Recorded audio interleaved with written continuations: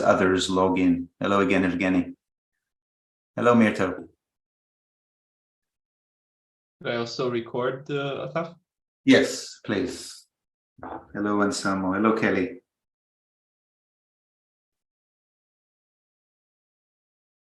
Hello, Pedro.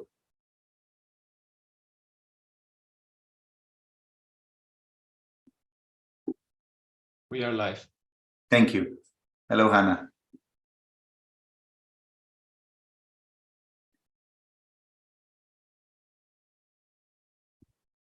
We draw from ancient teachings in our school for various reasons,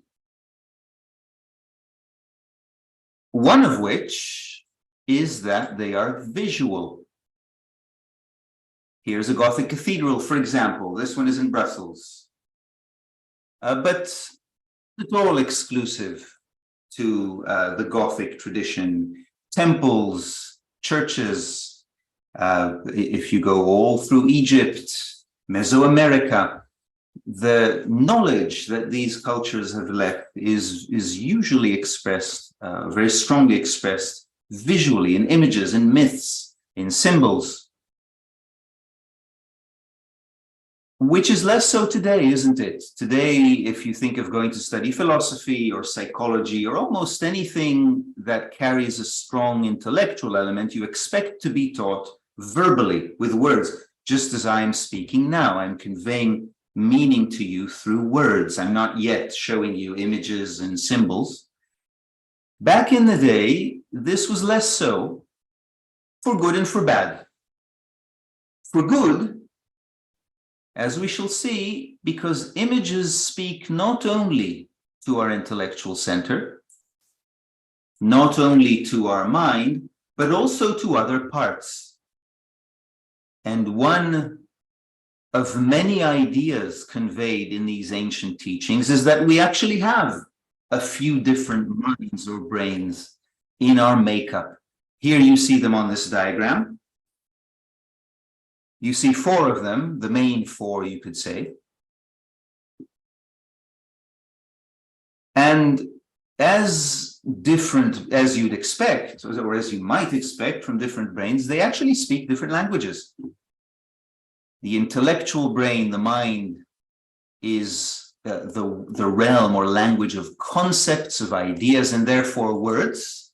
So my meaning passes to you because I have an intellectual function, and you can hear my words and then process them inside into meaning because you have an intellectual function. It's very reliant on words. So reliant on words, in fact, that if you change the language, so right now everything is written in English here, but if I wrote it in Hebrew, your intellectual center has lost touch with the meaning, except you, Erez, who happens to speak Hebrew along with me.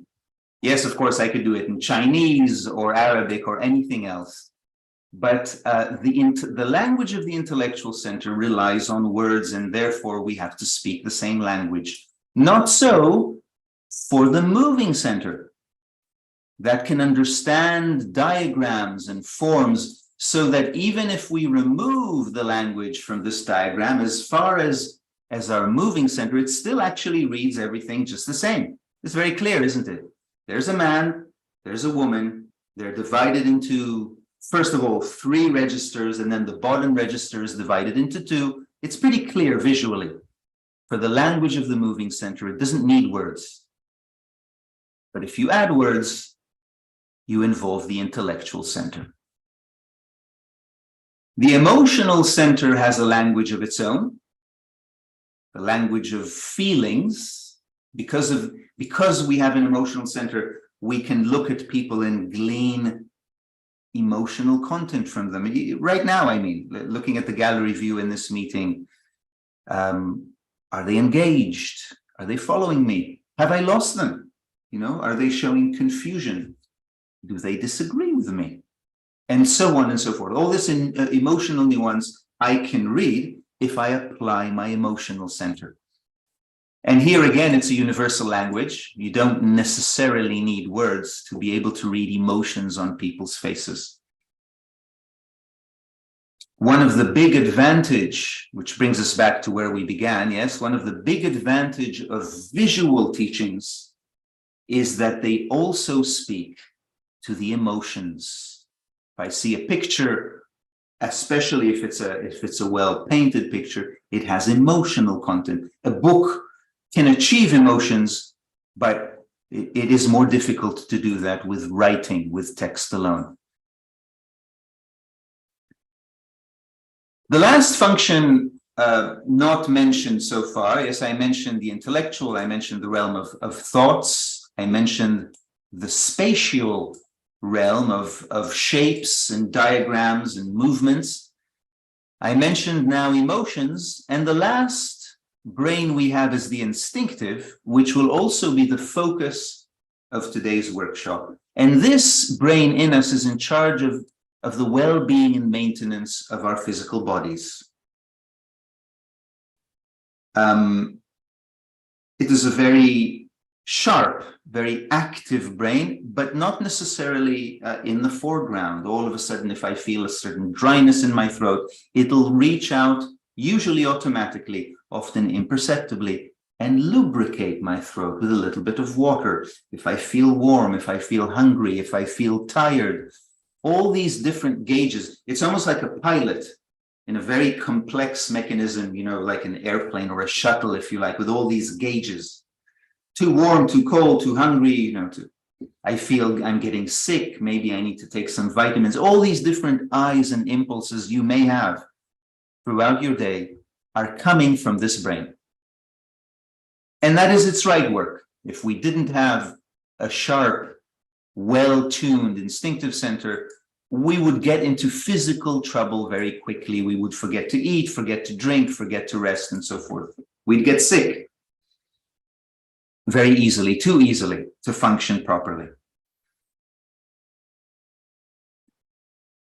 However, and this again brings us back to ancient teachings, because inherent in ancient teachings is also this resistance to the higher, resistance to God, in this case, in the story of Adam and Eve, a devil, a deviator, an opponent, a denying force. In all myths you have this, yes, East and West, in Hinduism, in Judeo-Christianity, of course, there's always this element embodied in some kind of a symbol or animal or person that resists. And it has to do, brings us back here to our diagram, it has to do with this lower part in us. Lower, I'm speaking now physically.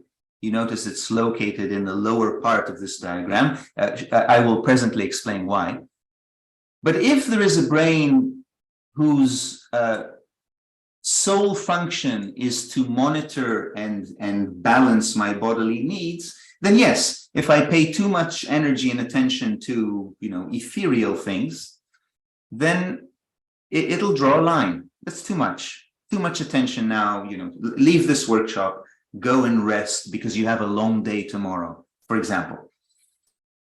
And so from one angle, the resistance to paying attention, the resistance to making non-functional efforts of any kind is understandable, even if oftentimes it is right to go against it. It is the right work of this brain that is telling me, Asaf, if you continue with this aggressiveness going, you know, this way for too long, there will be consequences. You'll probably get sick tomorrow.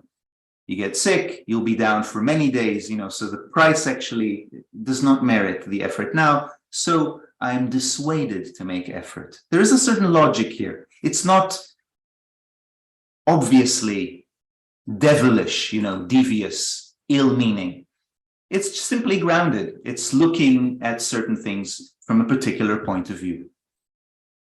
We will be speaking about that today and how to accommodate that into our inner work, because of course, work on ourselves, work on consciousness, work on self-knowledge, self-observation is not at all beneficial to the aims and needs of this center. And we have to respect and accommodate that. But before we go too deep into that aspect of the instinctive center, I want to share a few words about the location of these brains, because you see that in this diagram, they are placed roughly in certain physical areas of our body, male and female, of course. The theory is that each of these four brains has what is called the center of gravity in one area of the physical body. Center of gravity because it permeates all the body, but its gravity is in that one particular place. So, for example, the intellectual center is centered here in what science and medicine consider the brain, the organ within our skull. According to ancient teachings, that is a brain, not the only brain, but is the seat of the intellectual function. It is not the seat of the emotional function, which is quite interesting. That apparently is located in a place that is easier actually to understand when viewed frontally.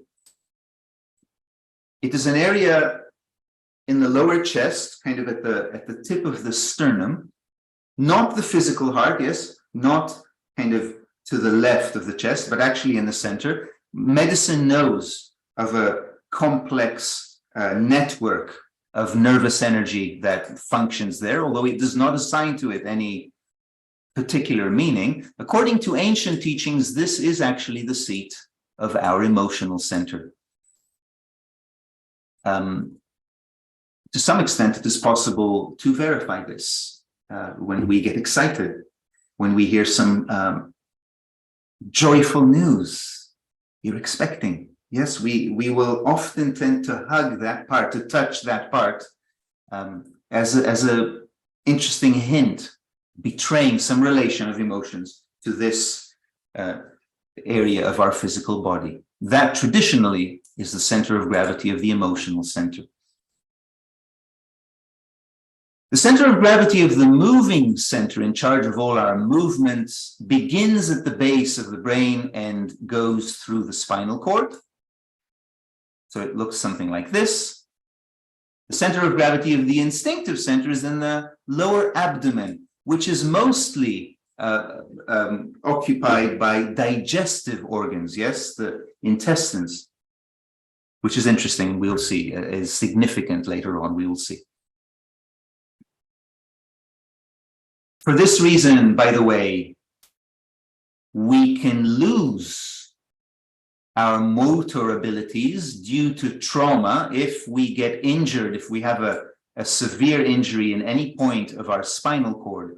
Then from that point on downward, our moving center loses its ability of movement. We become, non-functional from that point downwards, but we remain alive. We lost our moving center, but not our instinctive center. It shows that you have actually different brains. If we were to lose our instinctive center, the physical body would perish at that moment. So the physical body cannot survive without an instinctive center, but apparently it can without a moving center. Yes, that's why you have various levels of handicap.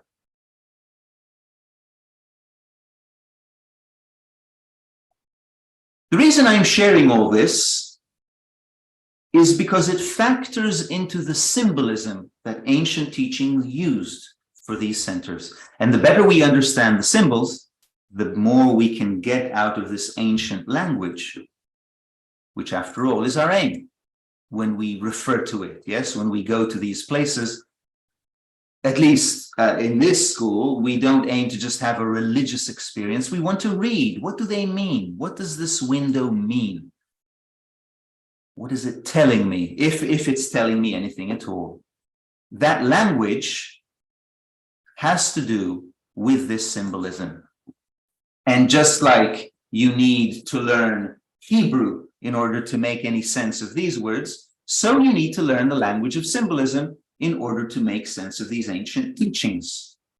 So if I were 4,000 years ago, one of these pioneers that composed one of these books, of course, it's a little hard, it's very theoretical what I just said, because each of these books lift material from previous books. Judeo-Christianity lifted a lot of its imagery out of ancient Egypt. So who knows who the authors of these symbols were? But let's pretend that we are some 5,000 or 6,000 years back, coining the first myths that are intended to convey objective truths about the human being. And we're looking for a symbol for this lower part, this lower story of the human being, which, by the way, is the story we share in common with the rest of the animal world. All animals have instinctive centers. Most animals have some ability of movement, but very few animals actually have emotional, and you can really say that no animal has an intellectual center, or very, very rudimentary manifestations of these two centers. But all animals have some kind of an expression, a manifestation of these two. So if I were to choose an animal that would symbolize the moving instinctive center, what symbol would I choose? It shouldn't be arbitrary. The symbol itself should teach me something about the nature of what it's trying to convey. So if we know that the moving center of gravity is in the spinal cord, then a very good candidate would be a snake, because a snake is exclusively a spinal cord. Yes, it's a skull and a spinal cord. Very good so far. Yes, perfect, actually. A snake, as far as its skeletal system, mirrors perfectly the moving center.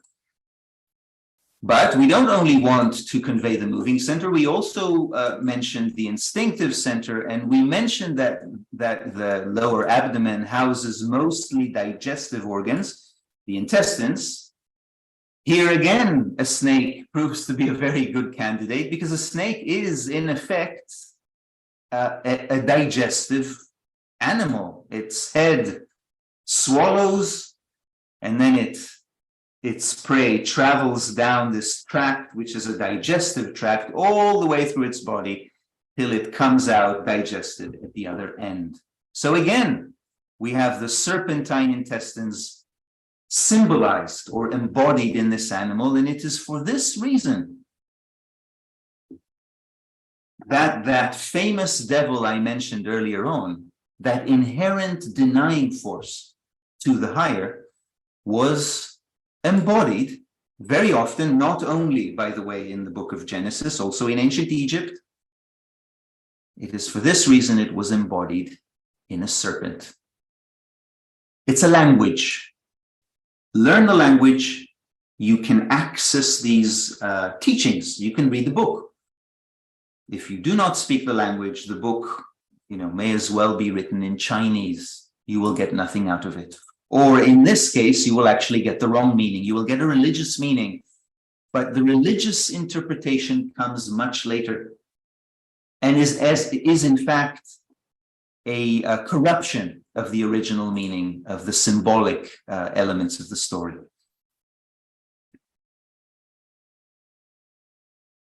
Some of you might already suspect, of course, we don't only have a serpent here, we have a woman and we have a man. The serpent, as I explained, was chosen, and rightly so, to represent the lower, the body part, the functions of our body, of our physical, the physical aspect of our being. Emotions were traditionally associated with the feminine and portrayed as a woman, as Eve, as Mary, and many other feminine portrayals. Thoughts, the thinking function, was associated with the masculine, the man, Adam, Jesus, John, and so forth. This is symbolism we're speaking of. It means that both women and men attending today have all of these functions represented in different proportions, not based on their gender, by the way, but based on other things. So now we see that this diagram actually is kind of like a key, if you like. index to this very famous scene. We have the serpent, the bodily part, the moving instinctive. We have the feminine, the emotional part, the emotional center, and we have the man, the intellectual, the thinking part, all represented in mythological form, interacting in a certain way. This is the language of symbolism. And speaking this language enables you to learn not only through the mind, but now you're looking at a situation. So a situation like this doesn't only have intellectual content, there's a lot going on. Of course, there's a story behind it. Yes, the serpent deceives the woman persuades the man. We have to understand, how does this dynamic unfold internally? Because that is what the story is suggesting. But we'll do that later. I want you to take this symbolism, especially now that we know what a serpent is, and now that we have a good sense of why we will always need to struggle. It will always resist, especially our more lofty aims and endeavors, and why progress in these lofty realms will always imply a certain struggle and counter resistance from our body. Now that we understand that, I'd actually like to look at these images and see how we read into them.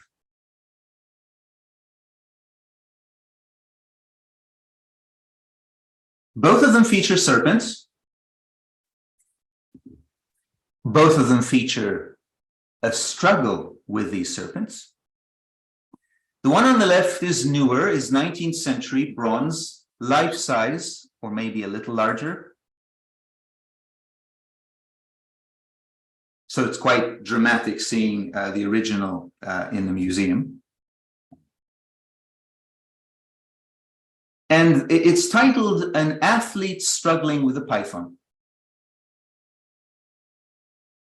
So presumably that's what it's about, although we're going to look at it symbolically. And little by little, we may even get a hint whether or not the author knew or intended symbolism in it, or, you know, whether he was just creating art, which could be. The companion piece here, from an entirely different tradition and time, is an icon. I think it is a Russian icon, but I'm no longer sure. It may also be Greek. It doesn't matter for the sake of today's lesson. This saintly person, or this angel, we know that he's either a saint or an angel because he has a halo. So only special people get that aura, yes, that golden aura. And he is one such person. He too is subduing, not exactly a serpent, he's subduing a dragon. But dragons are serpents. First of all, they're made of scales. Their bodies are just like serpentine scales, and they're wiggly, you know, and long. They're just more elaborate serpents, that's all.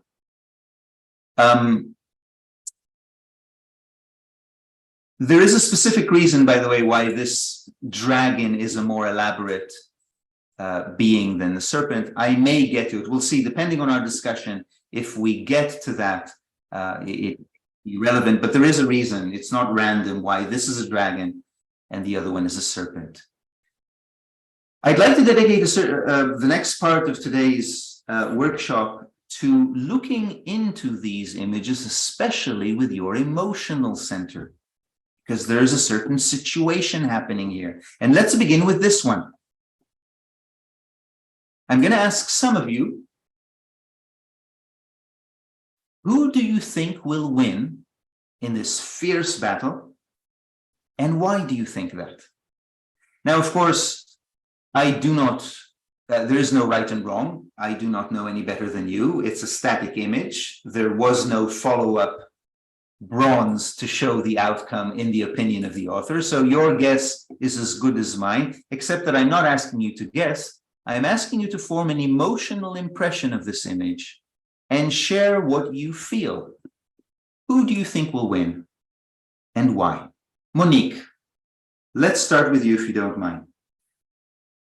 What do you think?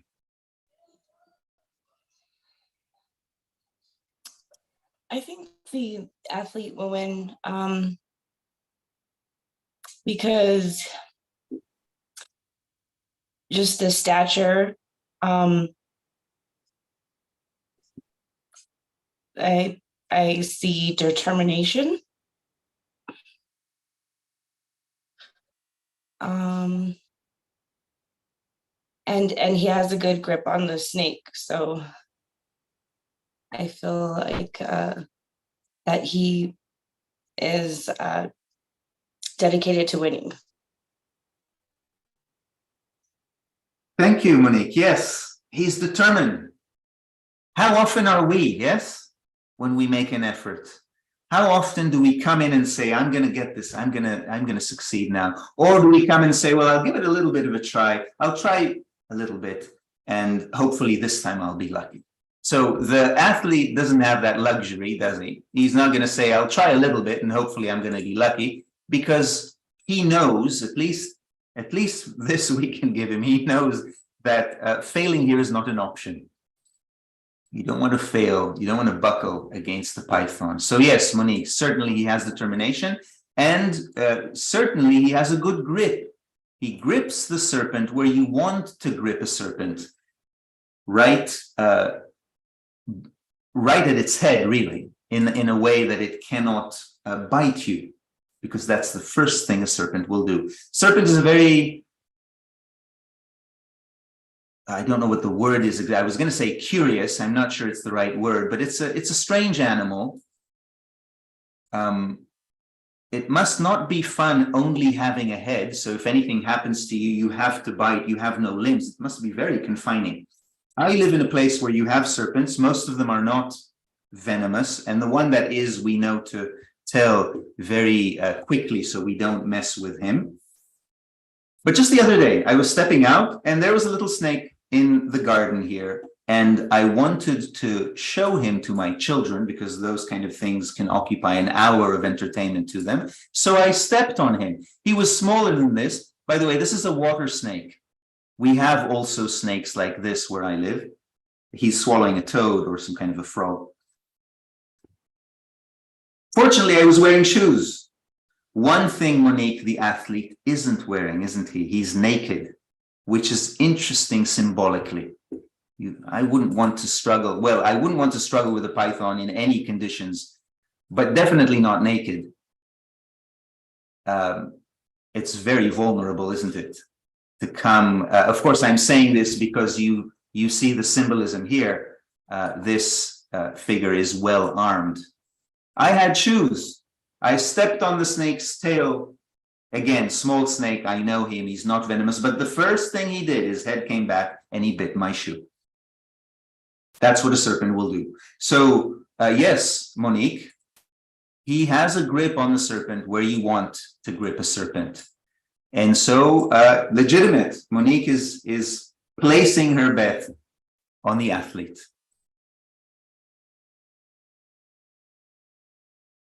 What do you think, Hannah? Considering your post that preceded this a few days ago, what do you think? What do you see? And again, you can see whatever you see. Yes, Hannah, it's actually meant to reflect your emotional understanding of this point in time.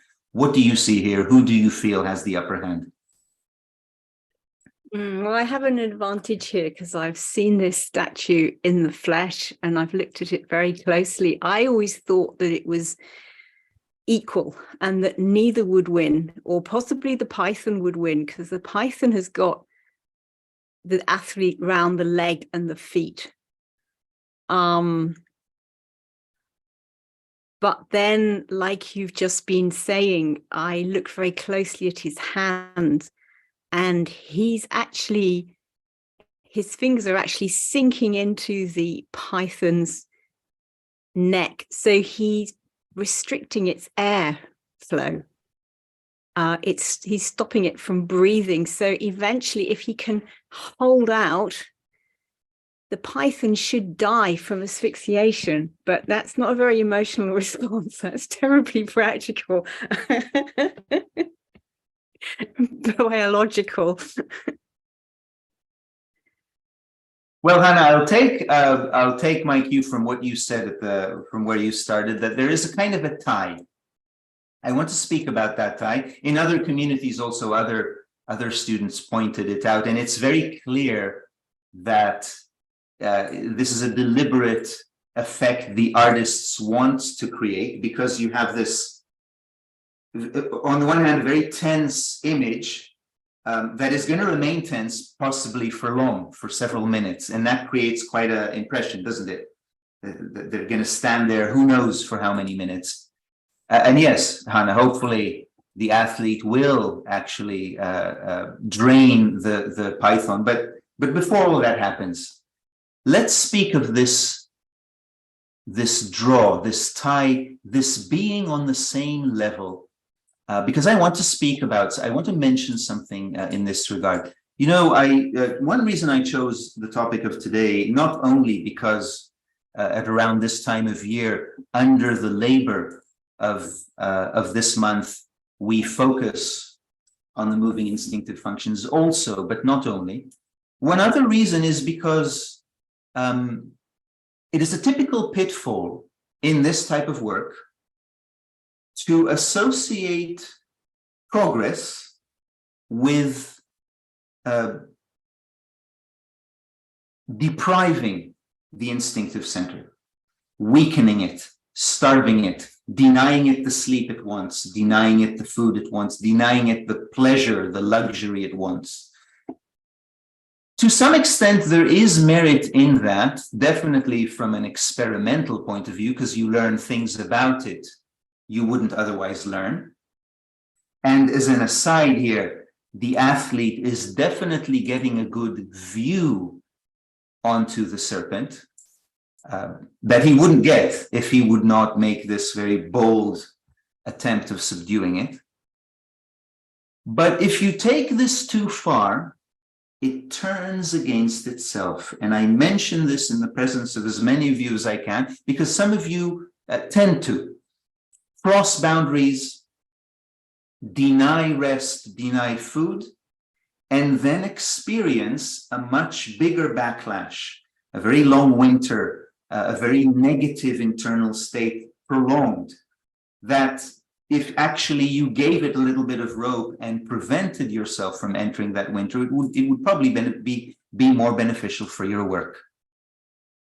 The way I see it, Hannah, is that this tie, that fighting the serpent on its own level is already a loss, even if the athlete is to win.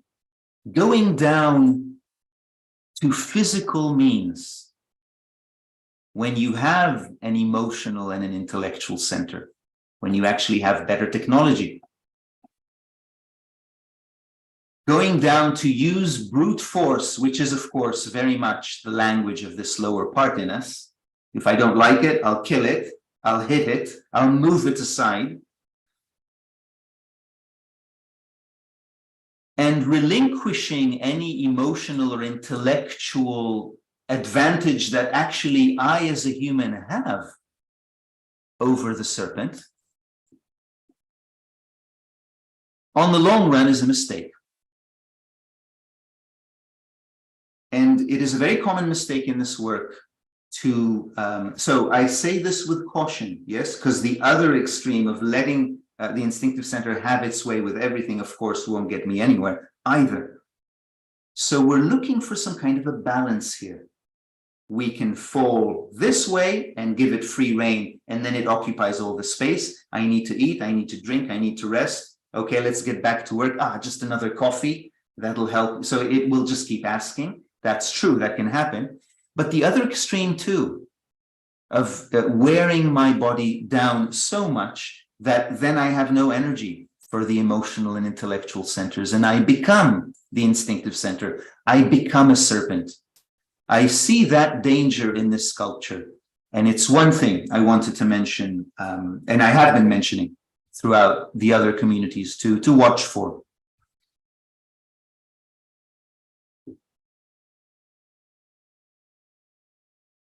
Yes,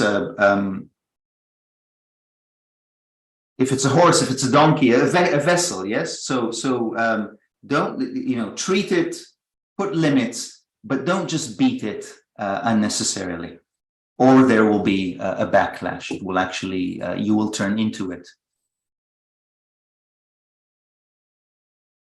Is one angle at this symbolism. Hannah also mentioned, by the way, that the serpent has, so the athlete has the serpent at the head, the serpent has the man at his heel. There is symbolism here, by the way. That is a biblical phrase that has to do with the curse that God gives the serpent after the fall from Eden. So you see a little symbolism in this bronze, even though it's not religious. It doesn't come from a religious artistic movement, but still there is symbolism. It may be deliberate on the part of the artist. It may be that he is modeling his sculpture on other art that does accommodate the symbolism deliberately. We cannot know. And it doesn't matter, again, for the sake of today's lesson, it doesn't matter.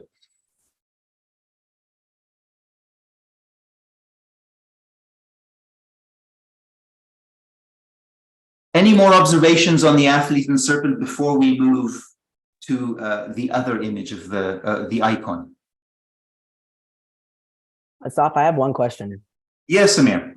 Is the instinctive center represented as a serpent when we're antagonizing it, but it's actually not if we were to give it way, like you were saying before? Like, is it volatile because of our first force of being antagonistic against it rather than accepting it and relating to it? I'm just wondering if the image of the serpent as it is and depicted is because it's our posture towards it, in fact, even. It's a good question. In other words, do we make it a serpent, or is it a serpent already, is what you're asking, yes? It's a good question, Amir. I'd say it's material for observation, but yes, the implication is that, yes, it actually is already charged with a certain agenda, if you like, that is, so yes, so it would anyway be a serpent, even if you were very kind and understanding to it, is the implication. It's definitely the implication in this story of the so-called original sin, yes, the fall of Adam and Eve, because it is the serpent that instigates all of the dynamic that happens here. And even more so, Amir, it is very curious why or how this serpent knows what he knows in the Genesis myth. How does he know that God told this to Eve and Adam? How does he know that that God won't really kill them, even though he said, where does he have this knowledge? So the serpent comes from somewhere more than just a physical, yes, more than just a neutral brain that is in charge of monitoring. Yes, you are right. I'm deliberately not going there today because it complicates things unnecessarily for my aim of today. But yes, since you ask, I have to acknowledge that there is a bigger influence behind this serpent, and it actually has to do with the bigger difficult planetary influences that the fourth way speaks of. In other words, they act on us through our moving instinctive center. Okay? Good.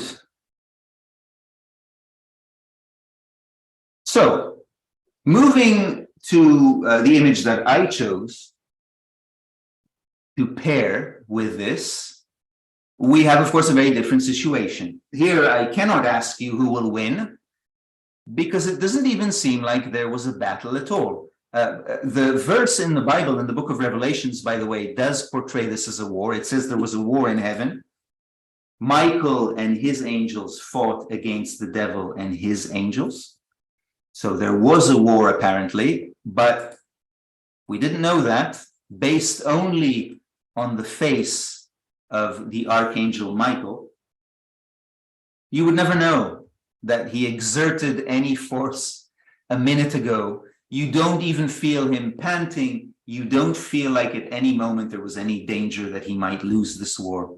Of course, unlike the athlete and the python, where there's a lot of danger in the air. So I cannot ask you who will win here. It's clear that he has subdued the serpent or the dragon. I will ask you, based on the very stylized expression on his face and the typical emotions that icon painters infuse into these paintings, somehow with very simple lines, they can convey a lot of emotion. So considering the emotion you see, I'll ask you, how did he do it? How did he subdue, as best as you can read, the dragon down below? Mirto, what do you think? How did he do it? Well, I think the critical element is the third force, the hand on top. The hand of God? So St. George has a purpose. He is serving a higher third force.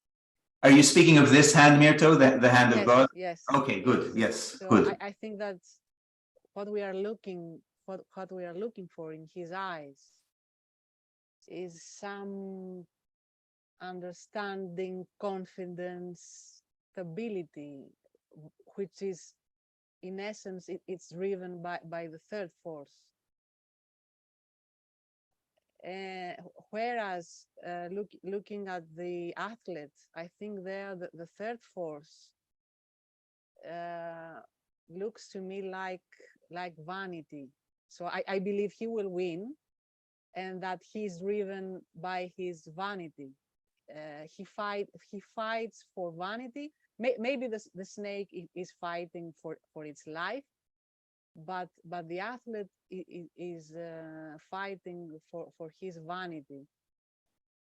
And if I can take it a bit further, with the athlete, it seems if he fights, he wins the snake, I would guess that there will be another snake and another snake and another snake, and you know, repetition and confirmation that he's great and his vanity is great.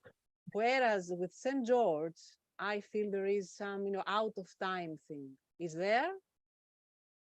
The dragon is under control and out of time. Thank you, Mirto. Lovely. I'm very glad I called on you. Several of you attended this theme throughout the week. It's very interesting how different students see it from different points of view. It's very beautiful, Mirto. Before we speak of the third force, the very important third force, or motivation, if you like, of the archangel, yes, of course, this is all set up, isn't it? In front of some kind of people, maybe even nobility, yes, 19th century England, I don't know. And yes, of course, he will win. And most likely after he will win, he will go around like this, showing everyone. And that's, you know, when you put it that way, it's bizarre. It's very much his moving instinctive center that will take the credit. Look at me, how strong I am against some other poor moving instinctive center. And there again, you have that locked on the same level. Even though you win, you actually end up no better because you're on the same level. Which begs the question, and that's not a question you can necessarily, or you need necessarily answer right now, right here. But what is the right third force for struggling with instinctive resistance? Because it is very significant what Mirto points out. This archangel is not doing it for fun. He's not doing it for himself. Apparently, he's been sent by something higher. You do this, and so he does it. And no question, of course, you know, it's not even a question. There seems to be no challenge. It must be a very, very powerful third force. Under the right third force, especially an emotional third force, we can accomplish feats against our instinctive center that we would never do for ourselves, or if we only did them for ourselves, they would end up only feeding, if not our instinctive center, then our imaginary picture of ourselves. Yes, our sense of look how strong and brave and how good, how able I am. Very nice. So Mirto, you point out the third force. Thank you for that.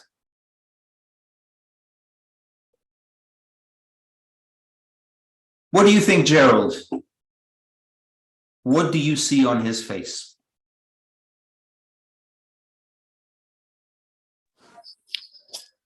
Well, I see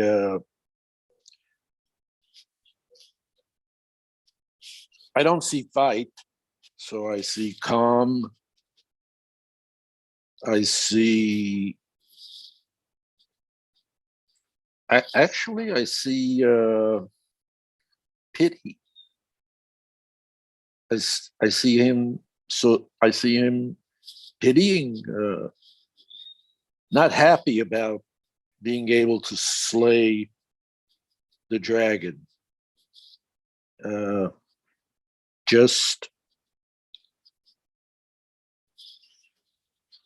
I see him peaceful, and I don't know, maybe I'm projecting the pity, but that's what I see. I'm sorry I have to do this. That's very sweet, Gerald. Yes, I'm sorry I have to do this. Yes, I'm sorry I have to do this. Yes. Yes, there's if not pity, some kind of empathy. Yes. Right, some kind of understanding. Yes, I don't Yes. think you're just superimposing. I think it is there, and I would propose that understanding is the key. The less we understand the nature of our instinctive center, the more, when it resists, we wish we could just do this with it. And of course, oftentimes we can't, but still we wish. I wish I didn't have an instinct. I wish it would just go. I wish I would just, be able to be and do what I want and not have all these eyes about things. I wish I didn't have a physical body. And the more we understand that we actually wouldn't have anything, any opportunity, if we didn't have a physical body, and we couldn't have a physical body if we didn't have an instinctive center governing and maintaining it, and that instinctive center couldn't be interested in our lofty endeavors, ambitious, ethereal, non-functional, non-physical endeavors, then we understand that, yes, this is inevitable. We need the physical body for the opportunity it gives us. It will inevitably resist, and therefore we will invariably or regularly have to push it down, not because we like, not because we want, not because we enjoy by any means the blood, but because this is the nature of things. These are the rules of the game. And you feel that understanding in his face. I agree, Gerald. A lot of understanding that is not necessarily pleasant, that things have to be this way. And as you say, I'm sorry I have to do this, but really there's no other way. Yes. I've seen this before. I never got that feeling before. You've seen this before, you mean this image before, you never got that feeling. Yes, yes. And that brings us back, Gerald, the power, actually icon painting is known to have had this aim. They've often said, it's often been said on icon paintings that it's not so much that you look at the icon as it is the icon looks at you. Especially these ones with very penetrating gazes of saints or Jesus or Mary looking out at you in a very, very kind of candid way. And so, yes, these are mirrors, Gerald. Again, emphasizing the value of symbolic or visual teaching. It mirrors to us ourselves in a way that a literal teaching would have a very hard time doing, let's say. So yes, so Joe, any different time you observe this, you will see different nuances because you will have changed. You will be in a different place internally. It mirrors you. Thank you. Thank you. So the way we are structured, not only physically, yes, our head is on top, then we have emotions, and the moving instinctive is at the bottom. This is the way it should be. But if our instinctive impulses climb up, as happened here, and especially if, well, the way they will do it, you see, the serpent deliberately approaches Eve because it knows that if it has emotions on its side, if it's convinced the emotional center, then Adam is powerless. And that's why it approaches, if it can win my emotions, if it can manipulate my emotions and bring them to its side, then it doesn't matter even if I know I should not be biting on this apple. As it's always seemed to me, by the way, in these Kranaps, that Adam knows, but he cannot resist. Yes, because the emotion, he doesn't have Eve anymore. He's outnumbered. So if this is the beginning scene, if you like, of these Judeo-Christian images, then this tells us something about the antidote. The serpent needs to be pushed back down to its proper place, not killed, not done with anger, but with understanding, even a little bit of empathy. But that is its place, because if you let it climb up, then there's no end to the problems that come as a result. This symbolism was known in past times, not to everyone. Understanding is never the property of everyone, but periodically you would see clusters of teaching, of understanding, of artistic expression that repeat them. If you study these, if you travel around and study them as we do in this school.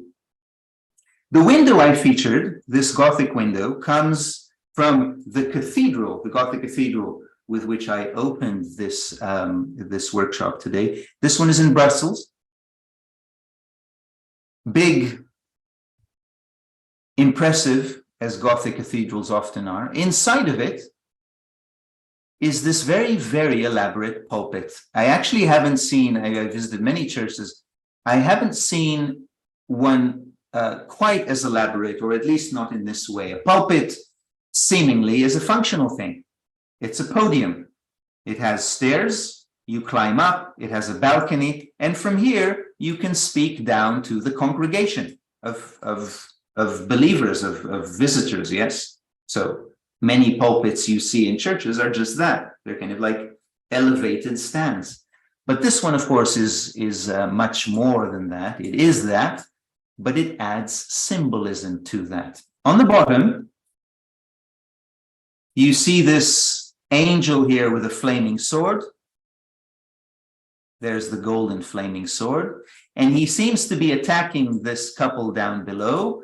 That is none other than Adam and Eve. Here, from a different, brighter point of view, there's Eve fleeing. There's Adam bearing the burden. They're being sent away from paradise after having bitten on the forbidden fruit. And there is even a trace of the subtle serpent who offered them, who convinced them to bite on that fruit right here. He's slithering away, slithering behind. But just to show that at the base of this pulpit are Adam and Eve at the moment of being expelled from Eden. The tail of the serpent hinted to here continues if you turn around and go behind the pulpit, which is what this view is. The tail climbs up and pops out at the roof of the pulpit, shown over here, where you see the head of the serpent. There he is. being speared very much in the style of the icon, this time though not by the Archangel Michael, but by Mary and Jesus, the emotional and intellectual aspects. Remember, we mentioned this right order of things. The upper stories need to reassert themselves over the lower stories. This is what is happening here on top of the pulpit. And so you see how the symbolism was known and incorporated in very creative ways. This is just one example, yes, in the Christian world, of many, many examples of the use of these symbols. In this case, in a very large wooden carving of a pulpit. Do note that this is possible on the foundation of this. You have to fall, you have to bite, the serpent has to trip you before you can climb up and subdue it. And another a point of view with more relativity, with more scale and relativity, is you have to begin here with a less intelligent struggle, if you like, and maybe even a struggle that will feed our vanity, as was proposed here by Mirto. Because this work can also feed our vanity, right? I'm in this work, I work on myself, and all that. That's very easy, actually, to fall into that kind of mindset. And when we do, we fall to this. We're working, we're struggling, but maybe for the wrong reasons and definitely less intelligently. But this is necessary before we can reach this, which is the desirable place from which to push down the lower, to subdue the serpent. Or to conclude in Gurdjieff's words, if you want to be intelligent, let your consciousness direct your body. The more you want to direct your body, the more it opposes you. And in resisting you, the more strength it gives you. Kind of an enigma here, yes, that we each have to work through. The serpent is necessary, and you see it on the face of the icon. He understands it has to be there. As Gerald said, I'm sorry I have to do this, but this is the nature of things. These are the rules of the game. So I invite you to bring this imagery and the lessons associated with it to your daily struggles with your serpent, because they're ongoing and they will continue. Whilst we inhabit the body, we have an instinctive center, a serpent that will resist. This will not change, but we can change our attitude towards it. And that's what today's workshop aims to encourage. Thank you for your many contributions. Very nice to keep looking at this. Very helpful also for me to keep looking at this from different points of view. We will end now. Let's unmute, bid farewell, and start another week. Thank you all. Thank you, Asaf. Thank you, So, Thank you.